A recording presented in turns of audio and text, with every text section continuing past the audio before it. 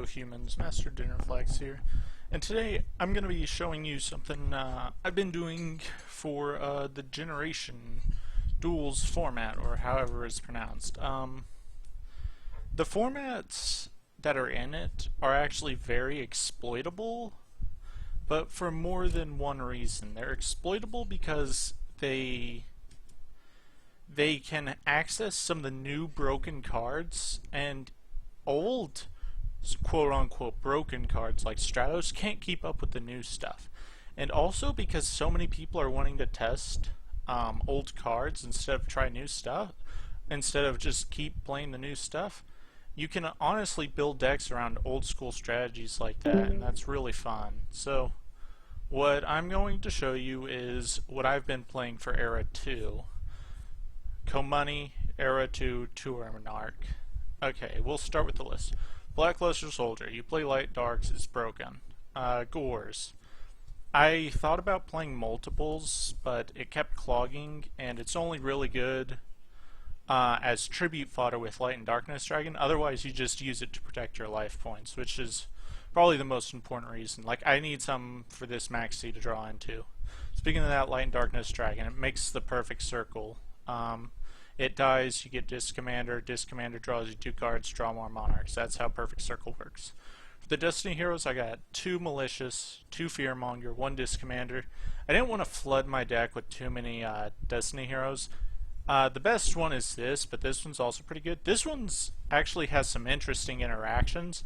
It's very slow, but just because of how powerful resolving Disc Commander is, it doesn't even matter that it's slow. Getting a free +3 technically is just way too much for your opponent to deal with. And then for that, we only got 2 Stratos.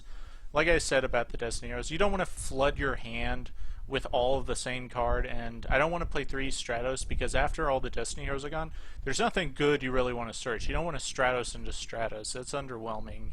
You'd rather just like search a Destiny Hero like Malicious or Disc Commander and D-draw it, or search Monger after you got a Disc Commander in your grave. That's the only thing you really want to do. You don't want to flood your hands with a bunch of Stratos. Treeborn Frog, it used to be good like in Perfect Circle formats for the mirror match against Light and Darkness Dragon. You could just activate Treeborn Frog's effect 4 times, kill Light and Darkness Dragon, and then still have the Treeborn Frog effect ready to go. So it doesn't have that utility anymore, but just the free tribute fodder when you get some Monarch cycling and you're drawing a lot because of Disc Commanders, Allure, and Destiny Draw, you can really get some Monarchs flowing, and that's really good with the enemy controller too. Now this is an engine I wanted to test out, and it's been testing very well. We got 2 Tour Guide and 2 Dark Mimic level 3. This looks very weird to you because this is a format where you're not allowed to play fusion monster, or not allowed to play synchro or XE monsters. And Tour Guide is best known for XE making, but what I've been testing is if you don't get Stratos, you pretty much can't do anything. Like, you have no answer, you can't get tribute fodder on board, nothing you get is going to be very intimidating. But with Tour Guide, it is a +1 on its own, and it gives you 2 bodies, and if even just 1 body survives, you can tribute summon, and that's really all that matters. Like, they're going to run over the Tour Guide, of course, but if they want to, it's a little more risky for them to run over the Dark Mimic, because you already play enough hand traps that running over Dark Mimic might be a bad thing. But just getting that +1 out of the deck, they're iffy about the Mimic, but they'll attack the Tour Guide, and since they didn't attack the Mimic, you can just tribute summon over it and put them back a turn with Ryza, which is the only Monarch I play. I was testing the other ones, and Ryza just helps more than even Caius does. Just setting them back a turn, having the body on board, making them lose literally 1 turn because of how his effect works is way too good. I've even used this to recycle my own stuff before. I wouldn't recommend doing it, but there are very rare scenarios where I've had to do that with the Call of the Haunted to put a Treeborn online and to get a Disc Commander soon enough. For hand traps, we got 2 Veilers, 2 Maxi. This is why I'd even consider playing this, is because of that.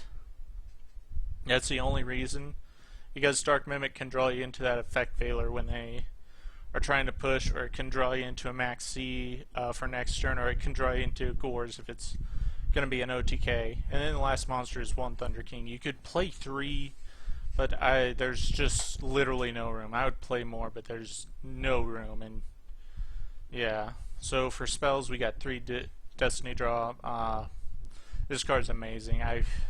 This right here is so good. Like, all this is insanely powerful. It doesn't even matter how low its stats are. Drawing 2 cards and having a body on board is it's so good. We got 2 Twin Twister, discard your frogs, discard your Destiny Heroes. Really good. 2 Rhoda, you want to just... I only play 2 because you don't want to clog them or make them dead.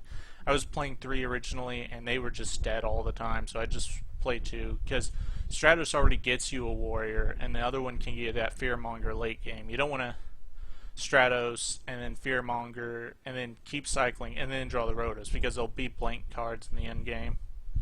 2 Allure works as a Destiny Draw if you don't actually have Destiny Draw, but it can also work with the Tour Guide engine if you draw them, and if you're not getting Dark Mimic, you don't even want to use these. You just want to toss someone with Allure. If you can't get Dark Mimic, just don't even bother with it. 1 enemy controller just for Treeborn Frog. It also helps with the Tour Guide engine. If you push for game, you can go Tour Guide into something. Late game, sometimes you have to go Tour Guide to Tour Guide and take their monster and then push for game if you can, if that's their last monster. Foolish Burial, of course. Regeki. It's a slower format, so Regeki is a lot more powerful. Soul Charge, reviving this guy is pretty good, I hear. I hear drawing 2 is pretty good. And reviving this, well, not that, but that.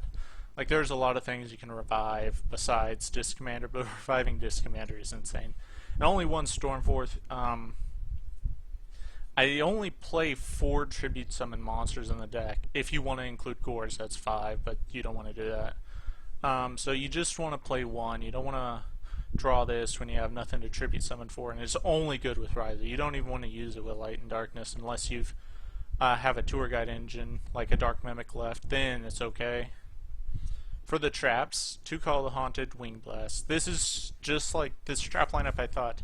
Just like Perfect Circle, you want to Wing Blast and then Riser to set them back 2 turns, and they can't really recover.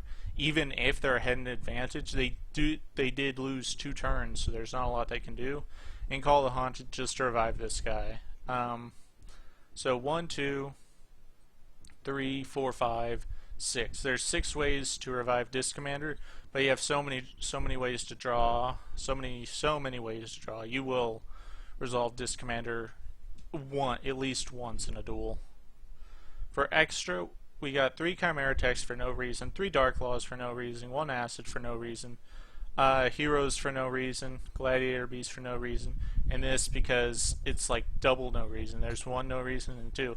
This extra deck is literally a bluff extra deck, so your opponent thinks you're playing some in the extra deck, when really your extra deck should be 0, but you're just playing 15, so your opponent thinks you have some dependence on the extra deck. That's literally it. It's literally a game 1 bluff. You will never go into anything here.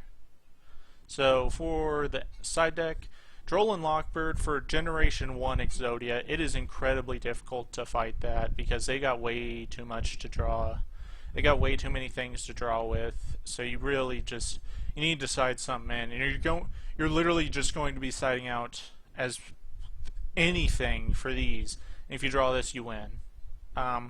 And same scenario, Thunder King 2. Like, this is what you side against Exodia Gen 1. But Thunder King's also really good against other things too. So this is pretty strong, like against Infernity, against Synchro Cat, like I said, Exodia, just really good.